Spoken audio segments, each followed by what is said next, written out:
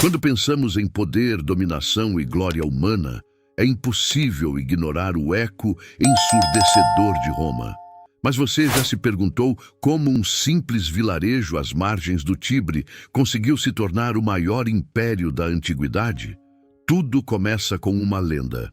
Dois irmãos, Rômulo e Remo, amamentados por uma loba, fundam a cidade que carregaria nas veias a fúria da conquista. Mas por trás dessa história poética havia ambição, sangue e uma busca insaciável por controle. Roma nasceu entre disputas e cresceu guerreando. E acredite, ela não pararia até dominar os 4 cantos da terra conhecida. Em poucos séculos, aquela cidade rude e cheia de superstições se transformou em uma máquina militar imbatível. A República Romana formou uma elite política que sabia manipular tanto espadas quanto palavras.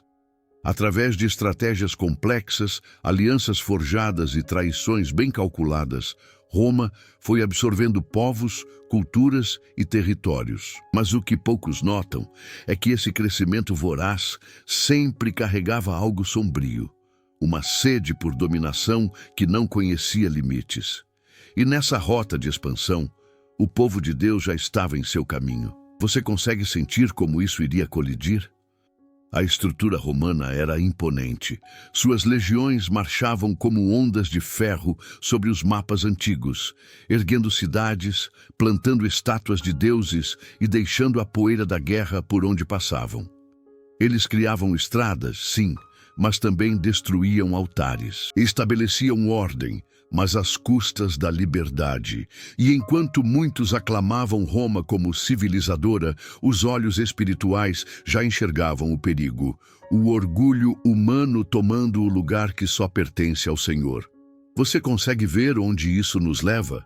Roma não era apenas uma força política, ela era uma ameaça à fé verdadeira.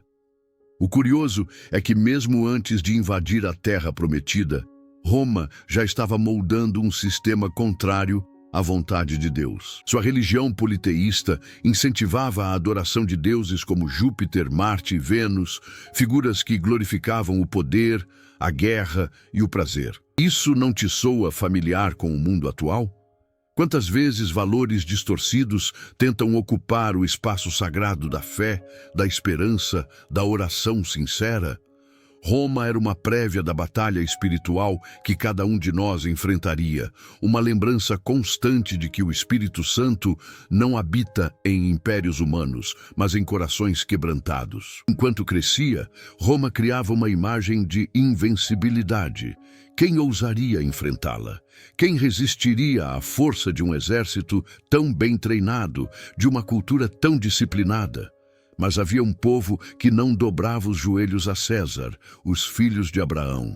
E embora muitos deles estivessem exilados, dispersos ou vivendo sob medo, havia algo que Roma jamais poderia dominar: as promessas de Deus. A salvação não viria dos palácios dourados de senadores, mas do trono eterno do Senhor. É aí que a história começa a mudar. Roma, em sua arrogância, acreditava que podia ditar o destino dos povos. Mas no silêncio das Escrituras já estava escrito que os reinos deste mundo são passageiros. A Bíblia nos ensina que todo o poder humano será abalado, mas o amor de Deus permanece firme. Quando lemos essas histórias, não é só para conhecer o passado, mas para enxergar os sinais do presente. Será que também temos nos curvado aos impérios modernos, esquecendo que nossa cidadania está no céu? Roma não é apenas um fato histórico, é um espelho espiritual. E talvez você esteja olhando para ele agora. A ascensão de Roma nos desafia a entender como o mundo tenta oferecer segurança através da força, mas ignora a verdadeira paz que só Jesus pode dar.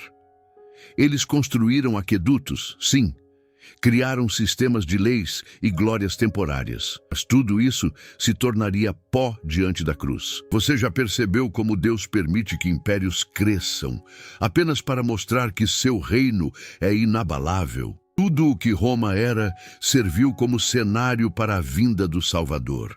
E acredite, isso não foi coincidência. Foi propósito, foi plano divino, foi preparação para o momento em que a salvação tocaria o mundo. Agora que você entende de onde Roma veio, é hora de ver para onde ela estava indo. Porque não importa o quão alto um império se ergue, se ele for contra Deus, ele vai cair. A palavra diz que o Senhor desfaz os planos das nações e frustra os intentos dos povos. Salmo 33. E essa verdade ecoa até hoje.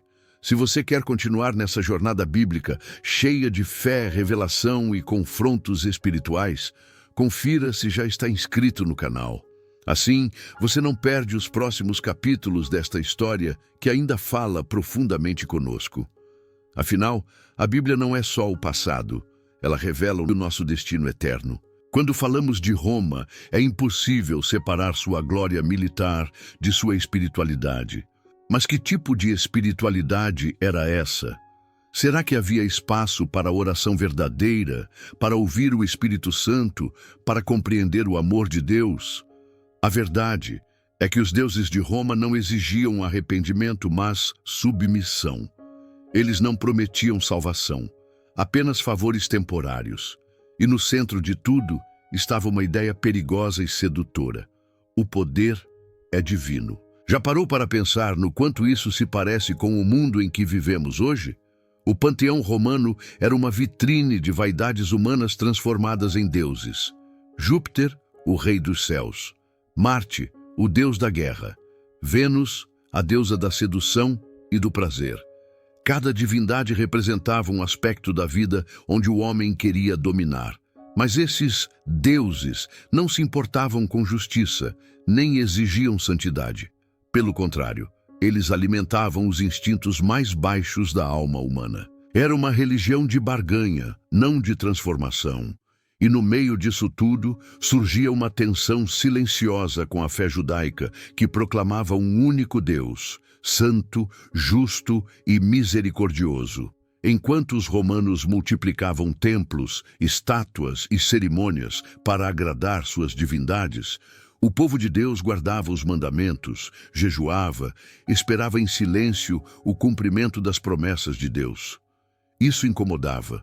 A fé bíblica era diferente, não se vendia ao sistema. Você já percebeu que o verdadeiro evangelho também incomoda os poderes deste mundo? Roma queria controlar até a fé das pessoas. E foi por isso que, mais tarde, perseguiu tanto os seguidores de Jesus. A oração sincera era uma ameaça para um império acostumado com manipulação e controle. Os imperadores, ao longo do tempo, começaram a se considerar deuses. César não era apenas chefe de Estado, era divino. Uma blasfêmia viva que exigia culto, reverência, sacrifícios. Quem se recusasse era visto como rebelde. E aí você entende por que os primeiros cristãos foram perseguidos com tanta brutalidade. Eles diziam que só Jesus é Senhor, só Jesus merece adoração, só Ele é digno de receber a glória. Pode parecer simples, mas naquele tempo, dizer isso era assinar uma sentença de morte. Que fé é essa que desafia até os dos homens? A religiosidade romana era externa, performática, cheia de rituais e pompas, mas dentro dos corações reinava o vazio. Não havia esperança, apenas medo de castigos. Não havia amor, só superstição. E quantas pessoas hoje vivem da mesma forma? Frequentam lugares religiosos, seguem tradições, mas não conhecem o verdadeiro Deus. Não ouvem sua voz, não sentem sua presença, não sabem que a salvação é um presente e não uma conquista. Roma era a encarnação disso, uma fé falsa, adornada de ouro, mas sem vida. Um contraste direto com a simplicidade e o poder da mensagem de Jesus. E é aí que entendemos por que o Evangelho foi, desde o início, um ato de resistência. Quando os apóstolos pregavam, eles não estavam apenas oferecendo uma nova doutrina. Eles estavam confrontando o sistema religioso de Roma. Estavam dizendo: o verdadeiro Deus não se encontra nos palácios, mas no monte, na cruz. Não está no topo da pirâmide, mas no meio dos quebrantados. Que tipo de fé você tem vivido? A que segue os rituais do mundo ou a que se rende à vontade do Pai? Roma tentava manter o povo unido pela religião. Era uma ferramenta política, não uma expressão sincera da alma. Mas o Espírito Santo não pode ser manipulado. Ele sopra onde quer, toca quem quer, levanta quem está caído. Foi assim no Pentecostes, quando a presença de Deus invadiu corações simples e não os templos de mármore. E ainda hoje é assim. Se você está chegando agora no canal, inscreva-se para continuar acompanhando essa série transformadora. Ainda temos muito a explorar sobre esse império que tentou calar a verdade, mas que no fim serviu de palco para a maior revolução espiritual da história. E não se esqueça, os deuses de Roma caíram, mas o amor de Deus permanece firme para sempre. A terra prometida, o solo sagrado onde ecoavam as promessas de Deus, era também palco de lutas incessantes por liberdade e fé. Ao longo dos séculos, Israel enfrentou muitos inimigos. Mas quando os estandartes de Roma surgiram no horizonte, algo diferente se aproximava. O império não vinha apenas com espadas, mas com leis, cultura, impostos e controle psicológico. A chegada dos romanos à Judéia, com Pompeu à frente no ano 63 a.C., marcou o início de um novo tempo. Um tempo de domínio sombrio, onde a fé seria posta à prova como nunca antes. Você consegue imaginar a tensão espiritual desse momento? Imagine a dor de ver a cidade santa, Jerusalém, agora submetida ao domínio de um império pagão. Herodes, colocado como rei por Roma, reinava com aparência de poder, mas era um fantoche do sistema. O templo continuava de pé, os rituais ainda eram feitos, mas havia uma inquietação profunda.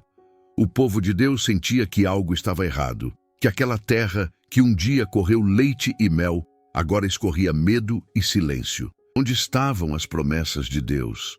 Onde estava a salvação? Já sentiu algo parecido quando tudo parece continuar igual, mas por dentro tudo está desmoronando? Roma não destruía de uma vez, ela infiltrava. A presença romana se espalhava pelas ruas, pelos mercados, pelos tribunais. Cobravam impostos pesados, exploravam os mais fracos, humilhavam os líderes locais. E o mais cruel, eles faziam isso com aparência de ordem e justiça.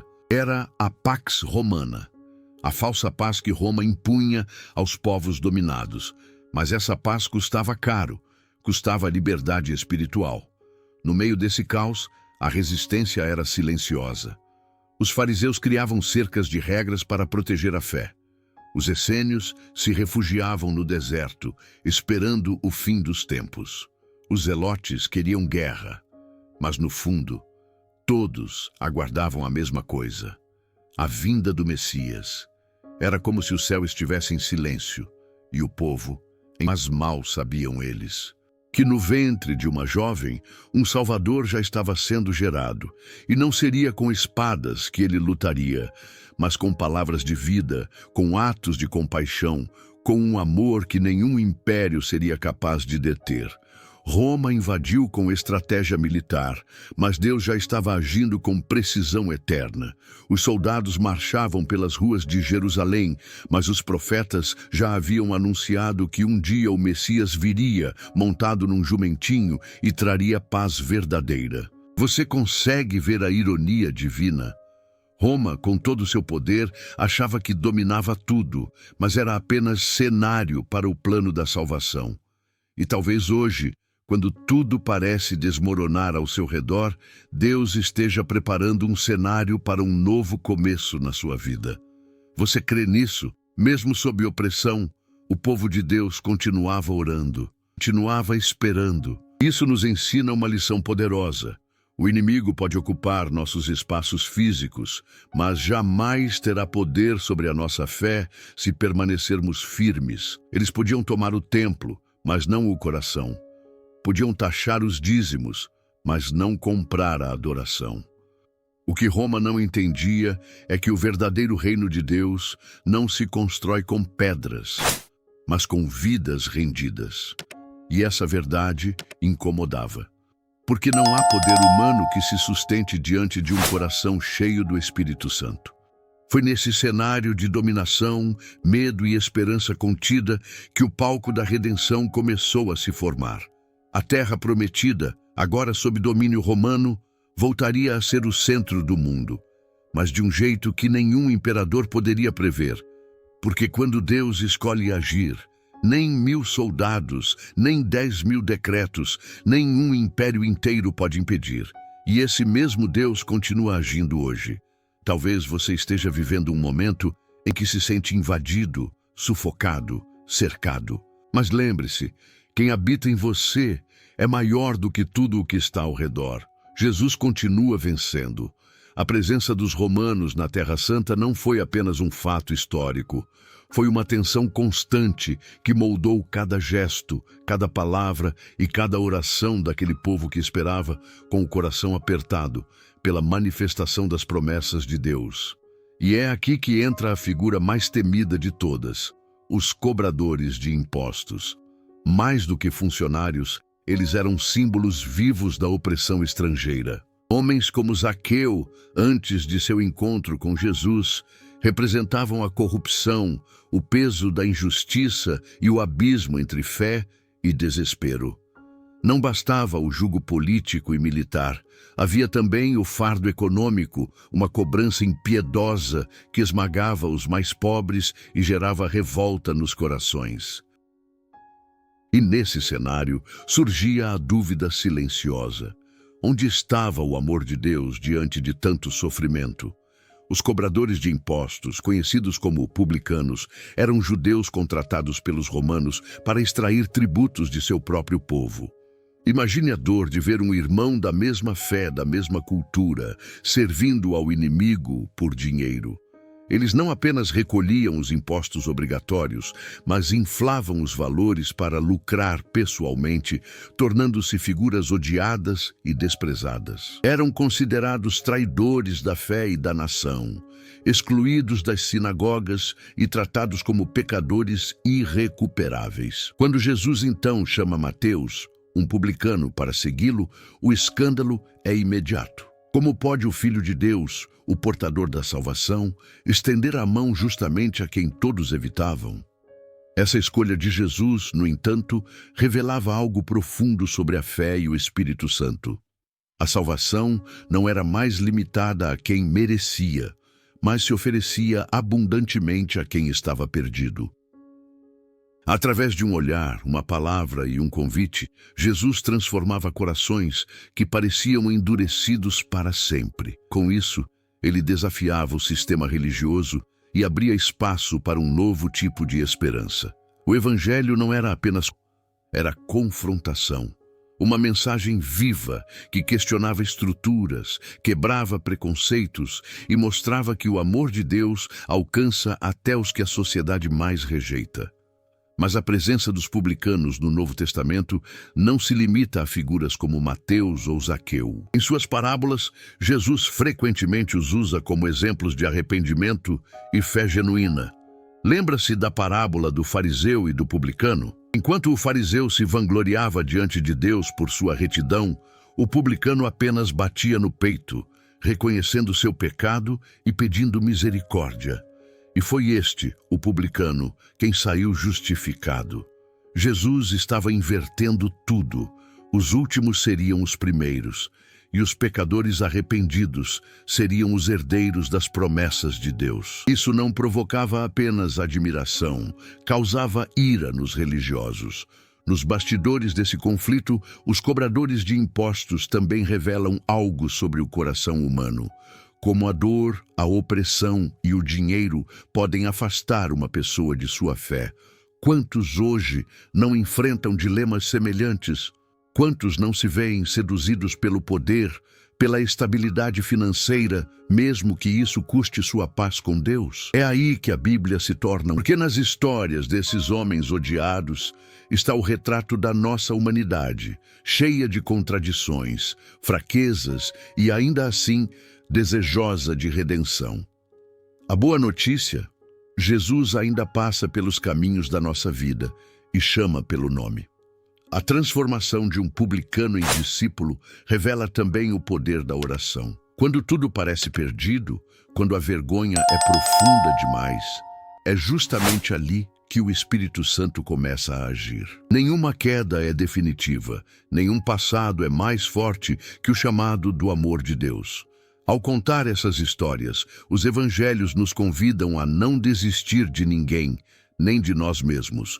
O Senhor que chamou Mateus, que jantou com Zaqueu, que justificou o publicano da parábola, continua fazendo isso com todos que, mesmo entre lágrimas, ainda ousam crer. E se você já se sentiu julgado, rejeitado, considerado indigno, saiba, essa é precisamente a hora em que a graça de Deus pode surpreender. Nada escapa do olhar daquele que sonda corações e conhece cada passo. A fé não nasce na perfeição, mas na entrega.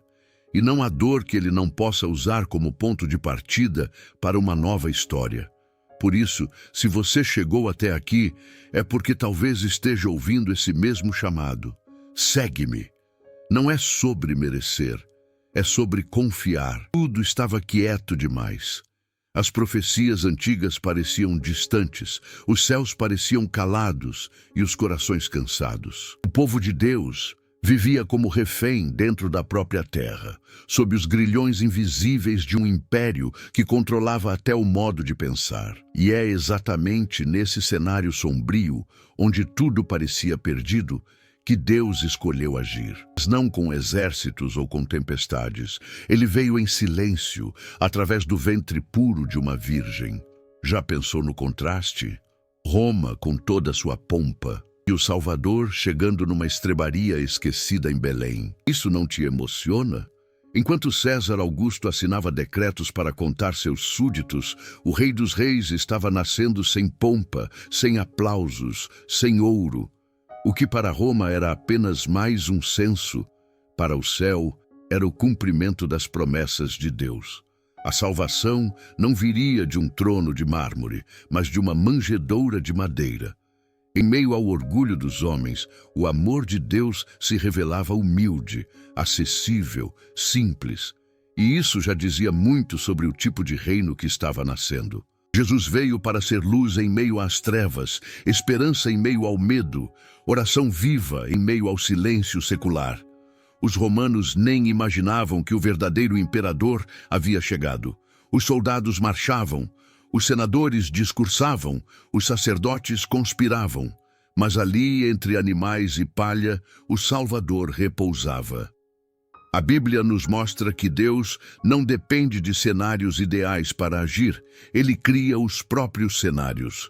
A ameaça que Roma não via estava crescendo em Nazaré. Um menino que falaria com autoridade, que curaria com compaixão, que confrontaria os hipócritas e abraçaria os esquecidos. Enquanto o império erguia colunas de pedra, Deus estava formando colunas vivas de fé. E cada palavra de Jesus seria uma rachadura no sistema romano e religioso. Ele não veio para reafirmar o que o mundo já conhecia. Veio para virar tudo de cabeça para baixo. E você está disposto a deixar Jesus inverter as estruturas do seu coração também? Quando Jesus começou seu ministério, não buscou a aprovação dos líderes religiosos, nem a permissão dos governantes.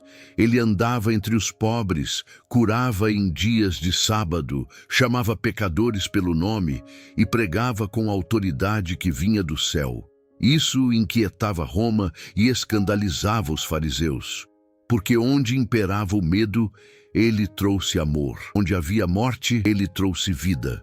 Onde havia culpa, ele trouxe perdão. O Espírito Santo estava se movendo por caminhos inesperados e talvez esteja fazendo o mesmo hoje com você, mesmo que ainda não tenha percebido. Não era uma revolução comum.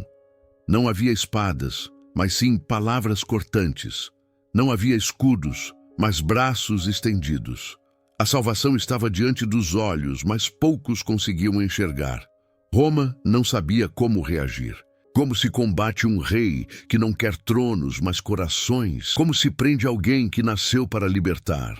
É por isso que o nascimento de Jesus foi mais do que um evento histórico.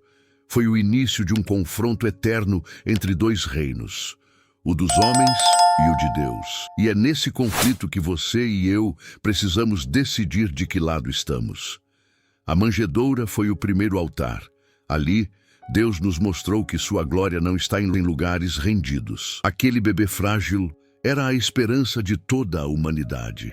O Messias prometido, o Cordeiro de Deus, o Verbo feito carne. E mesmo com o império tentando sufocar qualquer centelha de fé, a luz brilhou. E ainda brilha. Porque quando Jesus entra na história, nenhum império permanece o mesmo. Roma jamais voltaria a ser igual. E o mundo, a partir dali, também não. O tempo se dividiria. A eternidade se aproximava. Se esse momento tocou seu coração, declare aqui nos comentários: Jesus é meu Rei. E compartilhe este vídeo com quem precisa lembrar que Deus age nos momentos mais escuros. E se você ainda não é inscrito no canal, faça isso agora. Aqui, cada história bíblica é uma semente de fé, esperança e salvação. Veremos agora como o Império Romano tentou calar essa luz, mas só fez com que ela brilhasse ainda mais. Fique com a gente. Deus ainda está escrevendo milagres e o próximo pode ser na sua vida. Roma não ignorou Jesus. Pelo contrário, o império que dominava corpos se sentiu ameaçado por aquele que libertava almas. Quando Cristo começou a ser aclamado pelas multidões, curando enfermos e denunciando a hipocrisia dos líderes religiosos, as estruturas começaram a tremer. Roma, acostumada a controlar pela força, não compreendia o poder do amor de Deus. Um homem sem exército, sem títulos, sem riquezas, estava desafiando o sistema, e naquele momento decidiu-se que era melhor eliminá-lo. Mas o que eles não sabiam é que, ao tentar destruí-lo, estariam cumprindo o plano eterno da salvação. A cena se desenrola com uma mistura de covardia, política e religião. Os fariseus e saduceus tramam, os discípulos se dispersam, Judas trai. E então Jesus é levado diante de Pôncio Pilatos, o representante máximo de Roma na região. Um julgamento marcado pela injustiça, conduzido não pela busca da verdade, mas pela preservação do poder. Pilatos reconhece que não há culpa em Jesus, mas mesmo assim o entrega à multidão. A pergunta que ecoa é: quantas vezes cedemos à pressão do mundo, mesmo sabendo o que é certo? Quantas vezes também lavamos as mãos? O açoite romano era cruel. Tiras de couro com pontas de osso e chumbo rasgavam a carne do Salvador. Os soldados riam, zombavam, colocavam uma coroa de espinhos em sua cabeça e um manto púrpura em seus ombros. "Salve, Rei dos Judeus!" diziam em tom de escárnio. Mas ali estava, diante deles, o verdadeiro Rei. O amor de Deus encarnado, suportando a dor que era nossa. Já pensou no que significa um Deus que sangra por você? Um Deus que aceita ser humilhado para que você seja exaltado? Essa é a essência da fé cristã. Jesus tomou o nosso lugar. A cruz, instrumento de tortura romana, foi colocada sobre seus ombros. Pelas ruas de Jerusalém, ele caminhou entre olhares de curiosidade, desprezo e compaixão. Não era só madeira, era o peso do pecado do mundo. E mesmo assim, ele não murmurava. A Bíblia diz que como ovelha muda foi levado ao matadouro. O Messias não veio para escapar da dor, mas para enfrentá-la por amor. Você consegue compreender a profundidade disso? Quando Jesus caiu sob o peso da cruz, cada queda era um grito silencioso dizendo: No monte chamado Calvário, os pregos atravessaram suas mãos e pés. Roma seguia seu protocolo, crente de que estava apenas eliminando mais um problema político. Mas os céus sabiam, aquele era o Cordeiro de Deus, sendo oferecido para que todos tivessem vida. Do alto da cruz, Jesus orou por seus algozes, ofereceu perdão ao ladrão arrependido, entregou sua mãe ao cuidado de João. E então, com o coração rasgado, bradou: Está consumado. A missão estava cumprida, a justiça divina satisfeita. a esperança da humanidade restaurada. Roma, mesmo com toda a sua força, foi apenas instrumento de um plano maior. Pensaram que haviam vencido, mas estavam apenas pavimentando o caminho da ressurreição. O mais incrível é que a cruz, pensada como derrota, tornou-se o maior símbolo da vitória. Os imperadores construíram arcos e monumentos, mas nenhum sobreviveu como aquele pedaço de madeira. Porque ali não morreu apenas um homem. Morreu o pecado, morreu a condenação, morreu a separação entre Deus e o homem. E ressuscitou a esperança, ressuscitou a fé, ressuscitou a vida eterna. Já pensou que talvez a sua maior dor esteja prestes a se tornar o seu maior testemunho? A cruz de Cristo prova que Deus transforma maldição em bênção, morte em salvação. Se essa mensagem falou contigo, comente agora: a cruz é minha vitória. E compartilhe com alguém que precisa se lembrar que Jesus já venceu por nós. Se ainda não está inscrito no canal, inscreva-se agora. Juntos, vamos continuar explorando as profundezas da Bíblia, com fé, oração e sede do Espírito Santo. Veremos agora como Roma tentou apagar essa luz que havia surgido, mas acabou acendendo uma chama que nem os séculos conseguiram apagar. Não perca, porque o melhor ainda está por vir.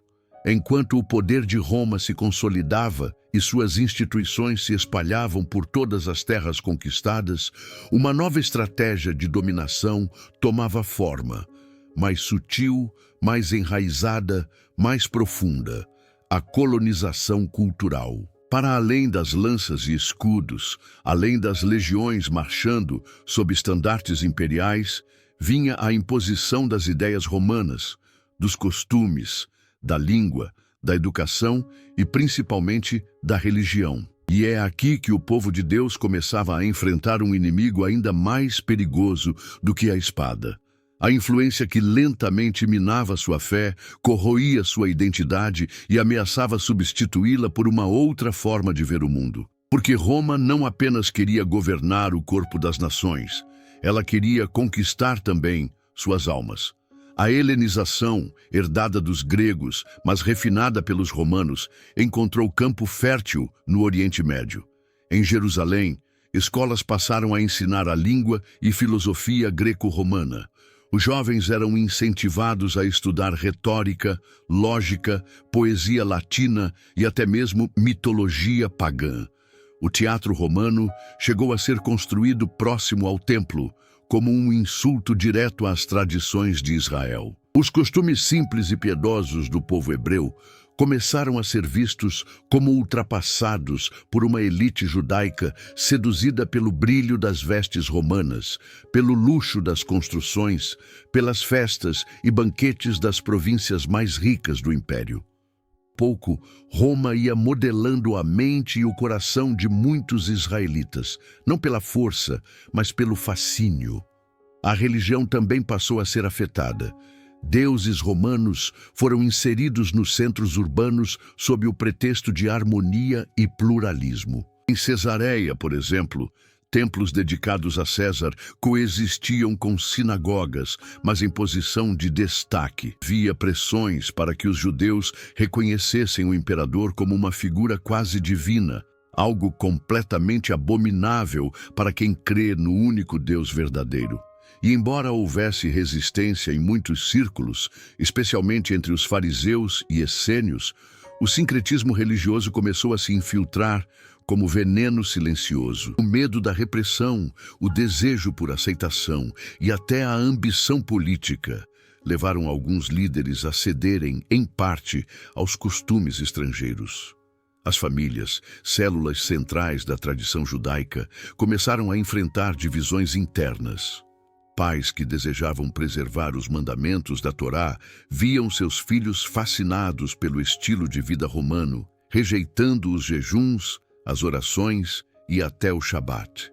Vestiam-se como romanos, falavam como romanos, sonhavam com cargos na administração romana. Para muitos, Roma deixava de ser o opressor distante e se tornava o modelo de sucesso e prosperidade. E nesse ponto, Israel começou a sofrer não mais apenas pelas espadas e impostos, mas por uma crise de identidade devastadora. Foi neste contexto que surgiram diversos movimentos de resistência interna. Grupos como os Zelotes passaram a se organizar contra toda forma de dominação cultural e religiosa. Eles viam em cada escola helenística uma ameaça à Torá, em cada moeda com o rosto de César, uma blasfêmia contra Deus. O povo estava dividido entre os que queriam resistir até a morte para manter a santidade e os que desejavam adaptar-se ao novo mundo romano. Era uma batalha invisível, travada nos corações. Porque Roma, com sua astúcia, percebeu que o império mais duradouro não é aquele que impõe, mas o que seduz. E nesse ponto, o maior inimigo do povo de Deus não era mais externo, mas interno. Esse período de colonização cultural representou uma provação singular na história de Israel. A fé precisava ser mais do que um ritual ou herança. Ela precisava ser escolha, resistência, firmeza diante do mundo. Porque a cultura romana não apenas atacava com sua força militar, mas seduzia com seus ideais. E muitos, incapazes de discernir a armadilha, trocaram a promessa de Deus pelo conforto de Roma. A mesma Roma que oferecia paz, mas uma paz sem alma. Uma paz que exigia silêncio diante da verdade, conformismo diante da idolatria e lealdade ao trono de César, não ao trono do Altíssimo. Era o prenúncio de que o Messias, quando viesse, teria de confrontar não apenas soldados, mas corações divididos. E mesmo após tudo, mesmo depois da decadência, da queda do império, da fragmentação de sua glória e da diluição de sua influência política, os romanos deixaram atrás de si um rastro indelével que se infiltra até hoje nas estruturas da fé cristã. O último capítulo dessa história não é sobre batalhas, sobre César, nem sobre o sangue derramado no Coliseu. É sobre legado. É sobre o que restou depois que os estandartes caíram e os mármores se cobriram de musgo. Porque enquanto os impérios humanos ruíram, a palavra permaneceu. Paradoxalmente, parte do instrumento de perseguição se tornou também canal de preservação e propagação da fé cristã. As estradas romanas, por exemplo, construídas para expansão militar e controle do império, tornaram-se caminhos para os apóstolos. Paulo, cidadão romano, usufruiu da proteção da lei e da infraestrutura do império para levar o evangelho até os confins do mundo conhecido. Os idiomas unificados pelo domínio de Roma facilitaram que as boas novas de Cristo fossem escritas em grego e lidas em latim, acessando múltiplas culturas e línguas. O que foi projetado como um sistema para dominação, ironicamente serviu ao reino de Deus, não ao de César. É uma lição profunda sobre como até mesmo estruturas pagãs podem ser utilizadas pela providência divina para cumprir seus propósitos eternos. Outro aspecto incontornável é a própria influência cultural, arquitetônica e jurídica de Roma sobre o cristianismo. A liturgia, as basílicas, os ritos e até o modo como a igreja se organizou ao longo dos séculos, tudo isso carrega traços inconfundíveis do molde romano. Quando o imperador Constantino legalizou o cristianismo e mais tarde o transformou em religião oficial do império, Roma passou de perseguidora a protetora. E a partir daí, a igreja começou a herdar o trono simbólico que os Césares haviam deixado vazio.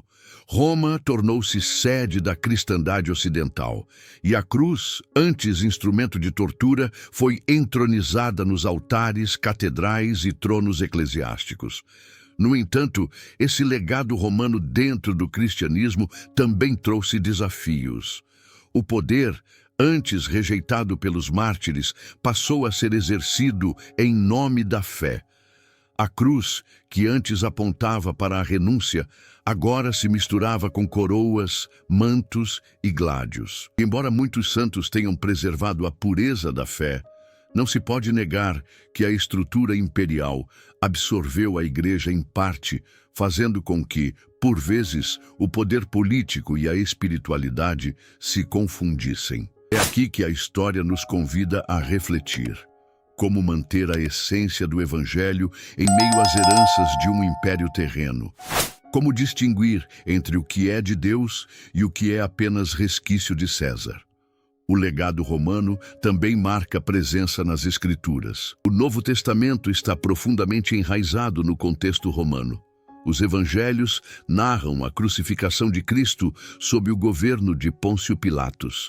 As epístolas são permeadas por conselhos sobre como os cristãos devem viver em meio ao império, submetendo-se às autoridades, mas mantendo fidelidade absoluta a Deus. O Apocalipse retrata Roma como a grande prostituta, símbolo de um sistema opressor que, embora pareça invencível, será destruído no fim dos tempos. Assim, a Bíblia não silencia sobre Roma. Ela a encara, a expõe e mostra que todo o império humano está sujeito ao julgamento divino. E, por fim, chegamos à Roma eterna. Não a dos imperadores, nem a dos exércitos, mas a Roma transformada pela fé dos apóstolos e pelo sangue dos mártires. A cidade que um dia gritou, crucifica-o, mas que mais tarde se tornaria centro de peregrinação, lar de santos e sede da igreja que proclama aquele mesmo Cristo como o último ato da história dos romanos com o povo de Deus é de conversão. De antagonistas, tornaram-se palco da vitória. De opressores, tornaram-se anunciadores, porque no plano divino até o inimigo pode se tornar instrumento. E Roma, que tentou destruir a fé, acabou sendo transformada por ela, deixando não apenas ruínas de pedra, mas um testemunho vivo da graça que transforma até os corações mais endurecidos. O Império Romano foi, sem dúvida, uma das engrenagens mais complexas e contraditórias da história humana. Ao mesmo tempo em que dominava com mãos de ferro, construía com engenho. Enquanto esmagava rebeliões com brutalidade, erguia estradas por onde, ironicamente, os próprios apóstolos de Cristo espalhariam o Evangelho. A tensão entre Roma e o povo de Deus foi muito além de simples confrontos militares ou divergências políticas. Ela se desenrolou nos campos invisíveis da fé, da cultura e do coração humano. Por isso, ao olhar para trás e contemplar tudo o que vimos neste vídeo, da fundação da cidade até a destruição de Jerusalém, passando pelas perseguições e pela surpreendente conversão imperial, fica claro que a história dos romanos não é apenas uma história de inimigos, mas também de instrumentos, de lições e até mesmo de milagres de Deus. A cada episódio dessa trajetória, percebemos como Deus é soberano, mesmo em meio ao caos. Perceba, foi justamente durante o domínio romano que nasceu o Messias prometido. Foi em estradas pavimentadas por soldados que os pés dos missionários percorreram nações. Foi sob a sombra do Coliseu e do trono de César que mártires cristãos derramaram seu sangue como semente de fé. Nada foi por acaso. Os inimigos de ontem, sob a vontade divina, tornaram-se por vezes ferramentas para o cumprimento das promessas eternas. Isso nos lembra de que Deus pode usar até os impérios mais sombrios para fazer brilhar a sua luz. E esse é um dos maiores mistérios e consolos que encontramos na narrativa sagrada. Se você chegou até aqui, é porque carrega dentro de si a sede por entender as raízes da fé, os combates da história e os movimentos silenciosos de Deus através dos tempos. Que esse mergulho no universo romano tenha despertado em você não apenas conhecimento, mas também reflexão. Que cada nome citado, cada batalha travada, cada profecia tocada, possa fortalecer sua convicção de que o Senhor está presente mesmo quando tudo parece perdido. Os romanos se foram, seus monumentos estão em ruínas, mas a palavra de Deus permanece firme como uma rocha inabalável, e seu povo, mesmo perseguido, disperso ou exilado, nunca foi esquecido pelo Eterno. Agora que conhecemos profundamente os romanos e sua influência sobre o povo de Deus, que tal voltarmos ainda mais no tempo? No próximo vídeo, Quero a sua ajuda. Escreva nos comentários qual tema ou sugira outro povo inimigo que você gostaria de ver aqui no canal.